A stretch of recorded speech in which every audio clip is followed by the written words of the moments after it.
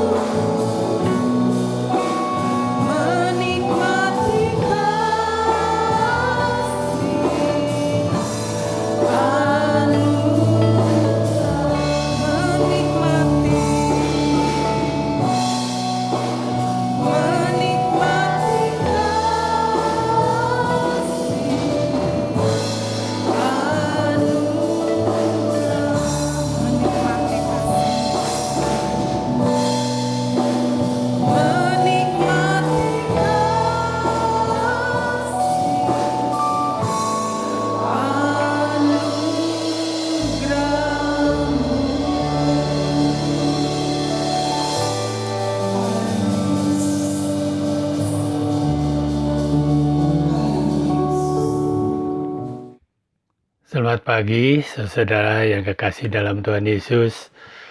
Puji Tuhan, kita bisa kembali bertemu untuk kita kembali bisa beribadah pada Tuhan, karena Tuhan yang telah memberikan kesempatan pada kita pada pagi hari ini.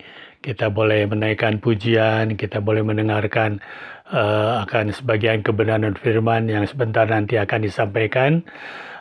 Saya percaya saudara juga semua dalam keadaan sehat, walafiat, karena Tuhan memberikan kekuatan kepada kita.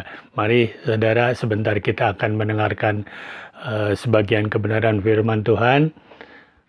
Biarlah firman Tuhan yang nanti akan disampaikan boleh menjadi rema di dalam kehidupan kita. Saya akan memberikan tema pada hari ini adalah masalah yang berdampak baik. Sebelum kita masuk dalam pemberitaan firman Tuhan ini, kita akan tundukkan kepala. Kami bersyukur Tuhan, hari ini Engkau telah jadikan buat kami, di mana kami bisa bersama-sama beribadah kepada Engkau. Kami naikkan pujian kami akan mendengarkan kebenaran firman Tuhan.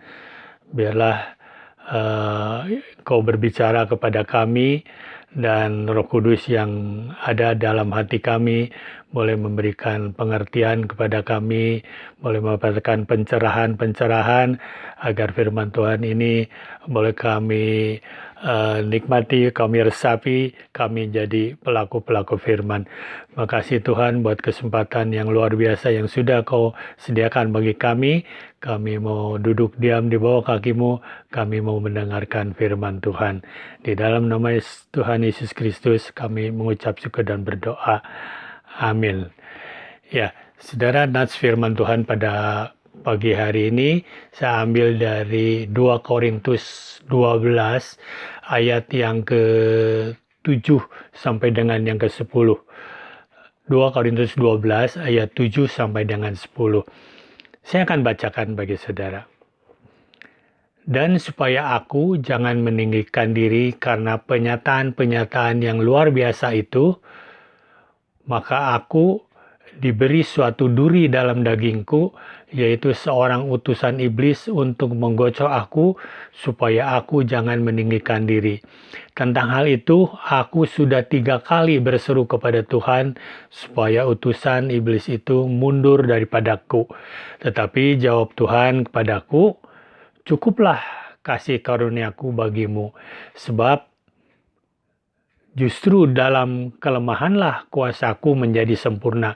Sebab itu, terlebih suka aku bermegah atas kelemahanku, supaya kuasa Kristus turun menaungi aku. Karena itu, aku senang dan rela dalam kelemahan, di dalam siksaan, di dalam kesukaran, di dalam penganiayaan dan kesesakan oleh karena Kristus. Sebab jika aku lemah, maka aku kuat.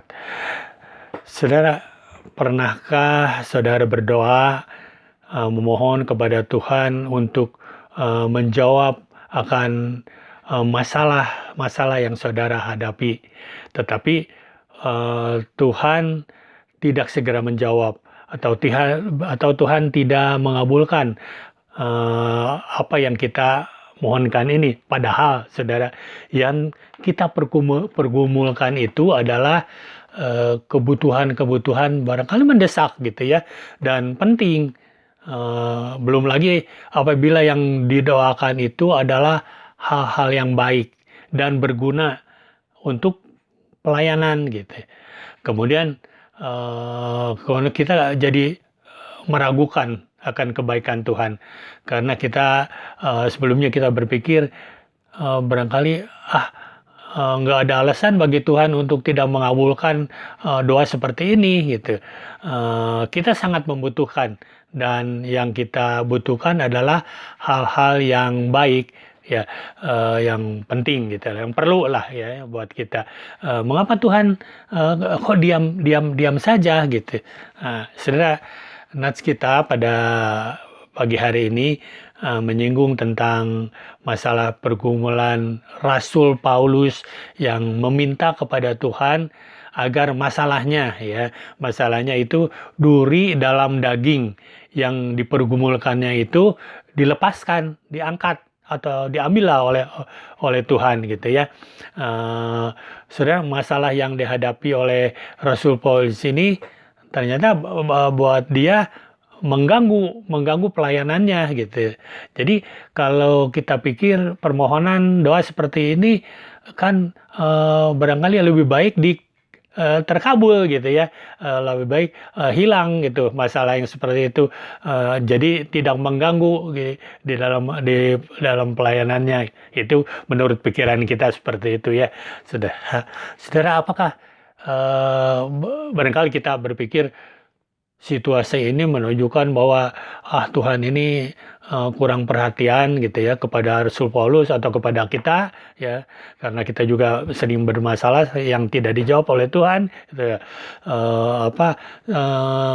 Ternyata saudara, bukan itu ternyata ya yang dikehendaki oleh Tuhan itu tidak menjawab itu. Kenapa? Ya ada sesuatu saudara yang Tuhan rencanakan bagi kita, bagi Rasul Paulus ini.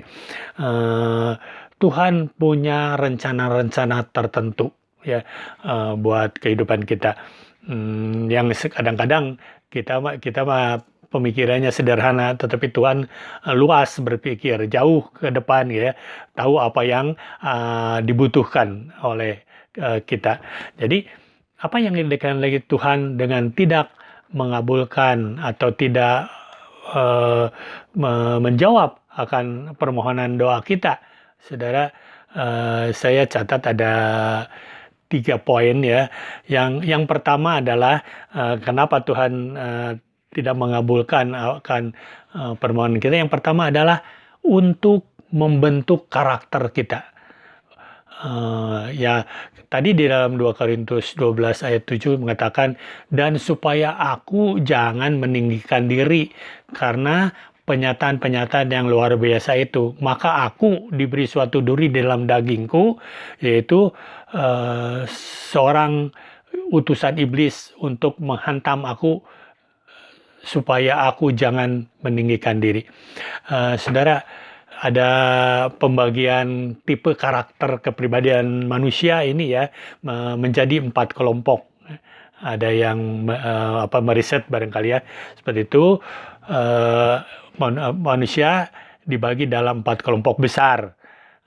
Karakternya yaitu karakter sanguinis, kemudian karakter plekmatis, kemudian karakter melankolis, dan karakter koleris ya.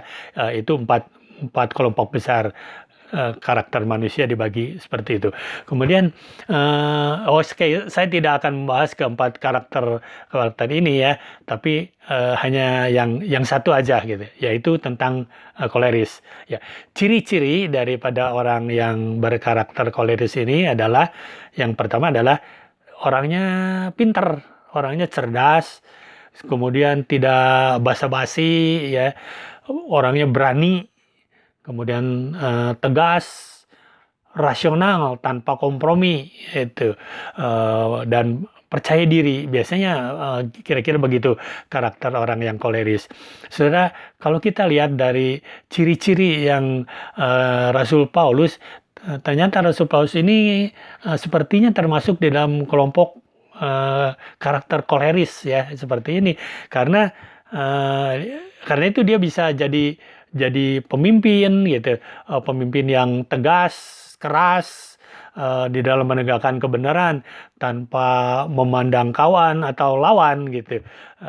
Karena kita lihat ya, kita tercatat di dalam Kisah Para Rasul 15 ayat yang ke-38 sampai 39 itu ada mengatakan bahwa Rasul Paulus ini pernah berselisih paham dengan Barnabas sehingga menimbulkan perselisihan yang tajam gitu ya. Jadi sama kawan juga ya bisa berselisih seperti itu. Kemudian juga kita lihat di dalam yang lain, dia juga pernah terus terang menentang Rasul Petrus. Karena apa? Karena barangkali tidak sesuai dengan apa yang dipikirkan oleh Rasul Paulus gitu. Saudara, di samping berkarakter keras, Rasul Paulus juga adalah seorang yang agak agak sombong lah, ya, agak sombong. Dia pernah mengatakan bahwa dia adalah rasul yang hebat. Kemudian dia bikin daftar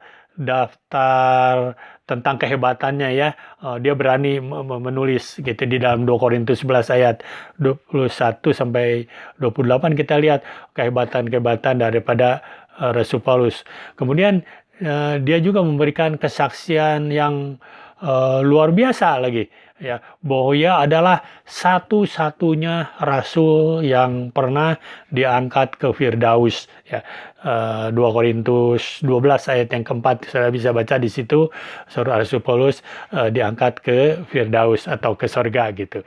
Saudara, namun dari segala kelebihan dan kehebatannya dari Rasul Paulus ini, ternyata apa, saudara? Dia tidak bisa menyelesaikan masalah yang dihadapinya. Ya, masalahnya dia dikatakan tadi diberi duri dalam daging yang merupakan alat iblis untuk menggocoh dia, barangkali untuk membuli dia, ya. Iblis membuli Rasul Paulus dengan masalah-masalah seperti ini. Saudara, walaupun Rasul Paulus telah memohon kepada Tuhan, berdoa berkali-kali, ya, namun Tuhan tidak melepaskannya, tidak membebaskan dari masalah ini. Sehingga tadi dikatakan dipakai alat, ya, oleh iblis ini. Kenapa, ya, saudara? Kita pikir semua itu diizinkan oleh Tuhan terjadi gitu. Ya, saudara, ternyata Tuhan sedang mengubah karakter Rasul Paulus, ya, agar dia memiliki karakter yang dipimpin oleh Roh Kudus, sehingga dia nanti jadi rela mengalah, dia rela rendah hati, kemudian dia nggak jadi sombong lagi gitu. Karena di dalam 2 Korintus 12 ayat 7 mengatakan, dan supaya aku jangan meninggikan diri atau jangan sombong karena pernyataan-pernyataan yang luar biasa itu. Jadi sikap seperti itu, ya, yang rendah hati, yang tidak menyombongkan diri atau mengalah lah gitu, itu nggak ada di dalam karakter kepribadian orang yang bersifat koleris, ya, koleris seperti Rasul Paulus. Saudara, setiap kita, ya, masing-masing memiliki karakter yang berbeda-beda tentu, ya. Setiap pribadi memiliki ada, ya, kelebihannya, ada kelemahannya, dan terkadang Tuhan mengizinkan masalah dalam hidup kita untuk mengubah karakter kita sesuai dengan kehendaknya. Barangkali Tuhan mau menyempurnakan karakter kita. Saudara, di dalam Alkitab versi bahasa Indonesia sehari-hari, ya, tertulisnya lebih tegas lah gini. 2 Korintus 12 ayat 7 ini bunyinya begini. Tetapi supaya saya jangan terlalu sombong karena penglihatan-penglihatan yang luar biasa itu. Saya diberikan semacam penyakit pada tubuh saya yang merupakan alat iblis. Penyakit itu diberikan untuk memukul saya supaya saya tidak menjadi sombong. Ini pernyataan Rasul Paulus. Jadi Rasul Paulus menyadari akan karakternya seperti itu. Tetapi saudara, Rasul Paulus ini walaupun dia tahu, ya, dia bermasalah, masalahnya barangkali cukup berat, tetapi dia tetap rela dan enggak ngomel-ngomel, ya. Dia tetap sukacita. Nah, itu saudara, ya, masalah yang dirasakan Rasul Paulus ini adalah duri dalam daging. Ini hanya sebuah ungkapan saja, ya, duri dalam daging, karena Alkitab tidak secara jelas apa yang dimaksudkan duri dalam daging ini. Banyak yang menafsirkan seperti tadi dalam bahasa Indonesia tadi, tafsirannya adalah bahwa masalah Rasul Paulus itu adalah penyakit yang tidak sembuh-sembuh. Memang kalau kita lihat di dalam Galatia 4 ayat 13 sampai 15 tersirat ya di situ sedikit ada yang menafsirkan bahwa Rasul Paulus memiliki masalah pada matanya, pada penglihatannya. Ya, saudara, melalui masalah Tuhan sedang memproses dan mengubah pribadi kita, karakter kita, mental kita, hati kita, kebiasaan-kebiasaan kita menurut kehendak Tuhan ya. Jadi mungkin saat ini barang saudara punya masalah yang diizinkan Tuhan tetap menimpa saudara gitu ya, saudara, dan barangkali juga membuat semua konsentrasi perhatian kita ini tertuju kepada penyelesaian masalah yang kita hadapi. Jadi kita berkutat dengan masalah-masalah yang kita hadapi. Saudara, sebaiknya ya kita ini jangan sampai terlalu terfokus kepada masalah yang kita hadapi. Sebaiknya kita berserah saja kepada Tuhan. Ikuti saja apa yang terjadi dalam kehidupan ini. Jangan terlalu terfokus pada masalahnya ya. Karena apa? Karena Tuhan sedang memproses karakter kita untuk menjadi serupa dengan Kristus. Ya, kalau kita lihat tadi ada 4 karakter yang tadi sudah disebutkan, ternyata ada satu lagi karakter, saudara ya. Karakternya karakter yang seperti Kristus. Mungkin namanya Kristusis barangkali, ya, seperti itu. Karakter kelima gitu. Yang kita sebagai orang-orang pilihan Tuhan, kita harus suatu saat juga harus menjadi serupa dengan Kristus. Karakter Kristusis ya. Saudara, kita baca Matius 11 ayat yang ke-29. Pikulah kuk yang kupasang dan belajarlah padaku, karena aku lemah lembut dan rendah hati, dan jiwamu akan mendapatkan ketenangan. Sebab kuk yang kupasang itu enak dan bebanku pun ringan. Saudara, kalau kuk yang Tuhan pasang ya, yang Tuhan pasang ini dalam kehidupan kita ini kita boleh artikan sebagai masalah gitu ya. Kuk itu kata Tuhan, kuk atau masalah yang kita hadapi ini ternyata enak dan bebannya ringan. Jadi kita jangan terlalu khawatir dengan masalah-masalah yang sedang kita hadapi. Karena kata Tuhan juga bebannya ringan saja gitu ya, dan kita harus belajar kepada Tuhan yang lemah lembut dan rendah hati. Kemudian kita lihat Roma 8 ayat yang ke-29. Roma 8 ayat yang ke-29. Sebab semua orang yang dipilihnya dari semula, mereka juga ditentukannya dari semula untuk menjadi serupa dengan gambaran anaknya, supaya ia, anaknya itu, menjadi yang sulung di antara banyak saudara. Saudara, kita adalah orang-orang yang dipilih oleh Tuhan ya. Kita ditentukan dari semula untuk menjadi serupa dengan gambaran anaknya. Karakter kita suatu saat akan serupa dengan karakter Kristus, menuju ke sana kita ya, saudara. Jadi saudara, dengan masalah yang kita hadapi, walaupun mungkin terasa berat, tapi kita ingat bahwa masalah-masalah kita ini yang pertama adalah tentu ringan bebannya gitu ya, karena Tuhan menjanjikan seperti itu. Pasti Tuhan akan senantiasa akan menyertai kita, bahwa masalah-masalah yang kita hadapi ini adalah ternyata baik untuk kita, agar kita barangkali Tuhan mau merubah karakter kita menjadi karakter seperti Kristus. Itu yang pertama, saudara ya. Kemudian yang kedua adalah masalah diizinkan oleh Tuhan dalam kehidupan kita yang Tuhan tidak angkat-angkat, ya tidak lepaskan, adalah supaya kita mengalami kuasa Tuhan dan mengerti anugerahnya. 2 Korintus 12 ayat yang ke-9 mengatakan begini, tetapi jawab Tuhan kepadaku, cukuplah anugerahku bagimu, sebab justru dalam kelemahanlah kuasaku menjadi sempurna. Sebab itu aku terlebih suka bermegah atas kelemahanku, supaya kuasa Kristus turun menaungi aku. Saudara, Rasul Paulus adalah orang yang luar biasa ya. Kalau kita baca di kitab kita menurut catatan Kisah Para Rasul, dia bisa menyembuhkan orang lumpuh yang tidak pernah bisa berjalan dari lahir ya.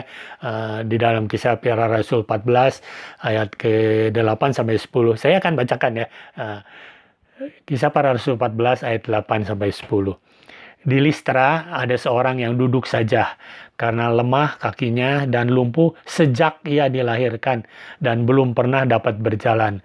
Ia duduk mendengarkan ketika Paulus berbicara, dan Paulus menatap dia dan melihat bahwa dia beriman dan dapat disembuhkan. Lalu kata Petrus dengan suara nyaring, "Berdiri tegak di atas kakimu." Dan orang itu melonjak berdiri lalu berjalan kian kemari. Saudara, dengan ucapan Rasul Paulus, orang yang tidak pernah merasakan berjalan sejak lahir, ternyata kata Rasul Paulus, berdiri tegak berjalan, langsung orang itu melonjak dan bisa berjalan ya. Kemudian ada yang lain yang sesuatu yang luar biasa dari Rasul Paulus ini, yaitu sapu tangannya saja bisa membawa mujizat, saudara ya. Sapu tangan Rasul Paulus. Kisah Para Rasul 19 ayat yang ke-12. Bahkan orang membawa sapu tangan atau kain yang pernah dipakai oleh Paulus dan meletakkannya di atas orang sakit, maka lenyaplah penyakit mereka dan keluarlah roh-roh jahat. Oh ya, saudara, itu luar biasa ya, Rasul Paulus. Kemudian Rasul Paulus juga bisa menghidupkan orang mati. Dalam Kisah Para Rasul 20 ayat 9, ada seorang yang namanya Eutikus yang ketika sedang mendengarkan Rasul Paulus sedang berkhotbah, dia duduk di jendela gitu ya.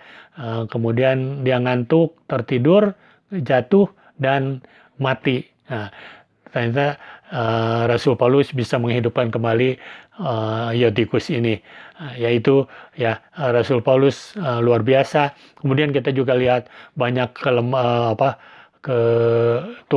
Rasul Paulus ini melakukan mujizat-mujizat di dalam Kisah Para Rasul 28 ayat yang ke-9 gitu ya. Kita banyak mujizat yang dilakukan oleh Rasul Paulus. Saudara, Rasul Paulus hebat ya, luar biasa. Ia bisa nolong orang lain, dia bisa mendatangkan mujizat, dia bisa membangun jemaat ya. Namun ternyata masalahnya sendiri nggak selesai, saudara. Padahal dia juga udah berdoa, memohon kepada Tuhan, sudah berkali-kali, sudah 3 kali dia berdoa, tetapi ternyata dia tidak bisa menolong dirinya sendiri ya. Jadi masalahnya tidak selesai. Bisa menyelesaikan masalah orang lain, tetapi masalah sendiri tidak bisa selesai ya. Saudara, 2 Korintus 12 ayat yang ke-8 mengatakan, tentang hal itu aku sudah 3 kali berseru kepada Tuhan supaya utusan iblis itu mundur daripada aku. Kemudian apa, saudara? Jawaban daripada Tuhan ya, ayat yang ke-9. Cukuplah kasih karuniaku bagimu, sebab justru dalam kelemahanlah kuasaku menjadi sempurna. Saudara, biasanya kita ingin kuat, kita biasanya ingin menang gitu ya, selalu menang. Kita ingin semua masalah dalam hidup kita bisa diselesaikan. Tetapi terkadang Tuhan mengizinkan kita ini tidak berdaya, kita menjadi lemah gitu, nggak bisa apa-apa ya, tak tahu harus bisa berbuat apa-apa. Itu semua diizinkan Tuhan. Dengan tujuan apa, saudara? Dengan tujuan di dalam kelemahan kita, di dalam ketidakberdayaan kita, ternyata kuasa Tuhan jadi terasa, kuasa Tuhan menjadi nyata gitu. Saudara, ada ilustrasi ya. ilustrasi yang diceritakan oleh seorang hamba Tuhan yang ketika dia baru pulang dari pelayanan dari Kalimantan mau pulang ke Pulau Jawa ke Semarang gitu ya. Di sana dia menceritakan di tengah-tengah laut tiba-tiba ada seorang yang diduga stres berat gitu melompat ke laut gitu. Saudara nggak diduga-duga gitu. Kemudian awak kapal segera mematikan mesin. Jadi mesinnya dimatikan supaya orang itu bisa ditolong gitu ya. Jadi ketika itu semua penumpang menjadi ribut gitu, gaduh, banyak yang kebingungan bagaimana cara menolong orang yang tadi jatuh itu atau sengaja jatuh itu, dan banyak yang protes kepada petugas atau anak buah kapal ya, kenapa nggak segera menolong gitu. Apakah orang tersebut mau dibiarin tenggelam, mau dibiarkan mati gitu. Tetapi saudara, ternyata setelah beberapa menit orang itu ternyata lemas dan tak bertenaga ya, sudah tak bertenaga lagi. Baru kemudian anak buah kapal menurunkan sekoci dan berenang menggendong korban lalu mengangkatnya ke dalam perahu kecil itu dan selamatlah orang-orang tersebut. Saudara, mengapa orang tersebut dibiarkan lemas tak bertenaga gitu? Anak buah kapal menjawab, orang yang masih bertenaga sulit ditolong karena bisa berontak nantinya. Kalau dia lemas, dia akan lebih mudah untuk ditolong. Ya, sudah demikian juga dengan Allah kita. Allah menginginkan kita Allah mengizinkan kita lemas, tidak berdaya. Terkadang mungkin segala kepandaian kita, segala pengalaman kita, segala kemampuan yang kita miliki, bahkan iman kita tidak mampu, saudara ya, untuk membebaskan kita dari masalah. Justru, saudara, ketika kita tidak berdaya, kekuatan pertolongan Tuhan akan menjadi nyata. Firman Tuhan di dalam 2 Korintus 12 ayat 9 mengatakan, justru dalam kelemahanlah kuasaku menjadi sempurna. Saudara, jika kita masih memiliki kekuatan untuk mengatasi masalah kita sendiri, memang Tuhan tetap akan menuntun kita ya. Namun jika kita sudah tidak berdaya, Tuhan akan menggendong kita, Tuhan akan meraih kita. Saudara, di dalam keterbatasan kita akan melihat Allah yang tak terbatas. Dalam kelemahan kita akan melihat kekuatan Allah nyata ya. Jadi masalah sering menjadi alat agar kita mengalami kuasa Tuhan dan mengerti anugerah Tuhan. Jadi saudara, kalau kita masih bertenaga, masih kuat, mungkin pertolongan Tuhan jadi samar gitu. Karena kita merasa bahwa itu hasil kita, itu adalah kekuatan kita gitu. Tetapi saudara, kalau kita sudah tak mampu apa-apa, kita sudah tak berdaya, kita sudah lemah, di dalam kelemahan itulah kita bisa melihat kekuatan Allah. Kita bisa melihat anugerah Allah yang luar biasa bagi kita. Ya, itu jadi saudara, mengapa masalah itu boleh atau diizinkan oleh Tuhan dalam kehidupan kita? Yang kedua adalah supaya kita bisa melihat kekuatan dan anugerah Allah nyata di dalam kehidupan kita. Kemudian hal yang ketiga adalah masalah dapat menjadi sarana untuk kita bersaksi. Kita akan baca kembali 2 Korintus 12 ayat yang ke-10 ya. Karena itu aku senang dan rela di dalam kelemahan, di dalam siksaan, di dalam kesukaran, di dalam penganiayaan dan kesengsaraan karena Kristus, sebab jika aku lemah maka aku kuat. Saudara, Rasul Paulus di dalam perjalanan pelayanannya ini tidak berjalan ya dengan mudah ya saja gitu ya. Seringkali dia juga harus menghadapi berbagai-bagai masalah. Namun dari masalah-masalah inilah Rasul Paulus mendapatkan hal-hal yang positif. Saudara, Rasul Paulus dapat bersaksi bukan karena kehebatannya, melainkan di dalam kelemahan, di dalam siksaan, di dalam kesukaran, di dalam penganiayaan. Oleh karena Kristus, dia bisa bersaksi. Ya, jadi apa yang dimaksud dengan kesaksian seperti ini ya oleh Rasul Paulus? Begini, saudara. Kalau kesaksian yang muncul ya dari keberhasilan ya kebiasaan itu hal-hal yang biasa ya. Misalnya gini, kesaksian seorang yang sakit jadi sembuh, kemudian ada seorang pengusaha yang usahanya udah bangkrut, kemudian utangnya banyak, dan kembali maju, kembali berjaya ya.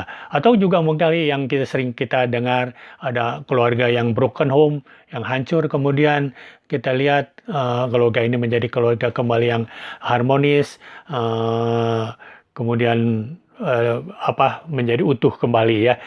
Saudara, di dalam kesaksian-kesaksian seperti ini semua orang berani dan bisa bersaksi seperti ini. Bahkan banyak orang ya di sekarang ini kesaksiannya dipakai kesempatan untuk memamerkan keberhasilan dan kesuksesannya barangkali ya. Dan kesuksesan itu diukur dari keberhasilan materi. Kemudian dia udah berjaya lagi, udah kembali seperti itu, kembali kaya, atau itu ya seperti itu ya. Kesaksian orang-orang yang banyak kita dengar. Atau juga ukuran keberhasilan mujizat, diukurnya apa? Dibebaskan dari kesulitan-kesulitan hidup. Barangkali itu kesaksian yang sering kita dengar. Saudara, mari kita lihat kesaksian Rasul Paulus ketika dia berada di penjara ya, ketika dia bermasalah gitu di penjara. Orang di penjara seharusnya dia menderita gitu ya. Kita lihat kesaksian dari Rasul Paulus ini. Di dalam penjara pun Rasul Paulus ternyata dia bisa bersaksi, tetap bersuka cita, dia tetap bisa memuji-muji Tuhan. Dia di dalam penderitaan, di dalam aniaya, dia tidak bersaksi minta dihindarkan atau dilepaskan dari aniaya, tetapi dia tetap memberkati, dia tetap semangat melayani. Efesus 3 ayat yang ke-1. Itulah sebabnya aku ini Paulus, orang yang dipenjarakan karena Kristus Yesus, untuk kamu orang-orang yang tidak mengenal Allah. Jadi kita lihat, saudara, kesaksian Rasul Paulus ini, kita lihat sipir penjara sekeluarga bertobat. Kemudian kita lihat juga kesaksian daripada Stefanus ya. Kita lihat kalau kita lihat dalam Kisah Para Rasul 7, Stefanus ini diadili dengan tuduhan yang palsu ya. Dia dirajam dan dilempari batu sehingga dia tak berdaya. Dia dituduh mungkin zaman sekarang ini dia seorang jadi penista agama lah gitu kira-kira, sehingga banyak orang yang menginginkan seorang penista agama ini untuk dihukum, dan ternyata dia dirajam, dilempari batu. Tetapi saudara, kita lihat Stefanus ini tetap bisa bersaksi di dalam kehidupannya, di dalam masalahnya ya. Dia bersaksi, dia bisa berdoa, dia bisa melihat kemuliaan Tuhan. Sungguh aku melihat langit terbuka dan anak manusia berdiri di sebelah kanan Allah. Saudara, tidak ada permintaan mujizat daripada Stefanus ini. Yang ada adalah doa berserah ya. Stefanus mengatakan, "Ya Tuhan Yesus, terimalah rohku," dan dia mengampuni orang-orang ya, mengatakan Tuhan janganlah tanggungkan dosa ini kepada mereka. Saudara, tidak ada keajaiban kecuali apa? Stefanus tetap setia sampai mati. Ya, saudara, dari kesaksian Stefanus ini bahwa dia tidak lepas ya dari peristiwaannya ya, ada ada seorang di situ, ada seorang muda yang memprovokasi orang-orang untuk melempar dia dengan batu. Ya, dia setuju gitu ya, Stefanus ini dihukum, dirajam, dan ternyata dari melihat kesaksian daripada Stefanus ini, akhirnya orang pemuda itu kemudian bertobat ya, dan pemuda itu adalah Saulus yang kemudian jadi Rasul Paulus ya, yaitu saudara, kesaksian yang luar biasa di dalam penderitaan ya, bukan penderitaan, di dalam bermasalah, Rasul Paulus tidak meminta sesuatu yang mujizat, tetapi ternyata dia mengatakan aku mampu mengatasi ini semua, sehingga dia bisa berdoa untuk orang-orang yang menganiaya dia, dan dia bisa melihat kemuliaan Tuhan ya, ketika dia harus menghadapi semua itu. Itu kesaksian Stefanus. Kita juga bisa lihat kesaksian dari Yesus kita ya, yang disalib. Tuhan Yesus di dalam Injil Lukas 23, Yesus disalib, dan Yesus ini tidak berdaya ya disalib. Tetapi di dalam ketidakberdayaannya ini, Tuhan ini tidak meminta bahwa dia lepas dari salib, dan salib itu berubah gitu jadi takhta barangkali ya, seperti itu. Tuhan Yesus tidak meminta seperti mujizat-mujizat seperti itu, tetapi Tuhan Yesus juga sama. Tuhan Yesus juga bisa berdoa buat orang-orang yang menganiaya dia, buat orang-orang yang meludahi dia, buat orang-orang yang menyalibkan dia. Dia mohon pengampunannya kepada Allah Bapa. Luar biasa ya, saudara. Yesus tetap setia sampai mati. Dalam menghadapi masalah, Yesus tetap setia sampai mati. Saudara, hasil dari kesaksian Tuhan Yesus ini juga kita lihat ya, ada penjahat yang di sebelah Yesus disalib yang bersama-sama dengan Tuhan ini jadi bertobat. Kemudian juga kita lihat ada kepala pasukan mengakui bahwa Yesus ini tidak bersalah. Dan sampai sekarang, saudara, sampai hari ini, kematian dan kebangkitan Tuhan Yesus menjadi simbol kemenangan iman Kristiani. Saudara, bersaksi, dilepaskan atau bisa keluar dari masalah dan segala kesulitan itu ya baik-baik saja ya, tentu saja baik ya. Namun kesaksian karena tetap kuat, mampu mengatasi masalah itu dengan sukacita dan tetap setia atau tetap melayani sekalipun masih dalam kesulitan dan masalah, itu lebih baik lagi ya. Itu bisa menjadi satu kesaksian hidup yang efektif gitu, sehingga bisa membawa orang kepada pertobatan. Karena itu saudara, jika kita sedang menghadapi masalah, jangan cepat-cepat berdoa untuk meminta Tuhan melepaskan ya, dan membebaskan kita dari masalah yang kita hadapi. Tetapi mintalah kepada Tuhan agar kita ini kuat dan mampu untuk menjalani dan mengatasi semua masalah dalam hidup ini.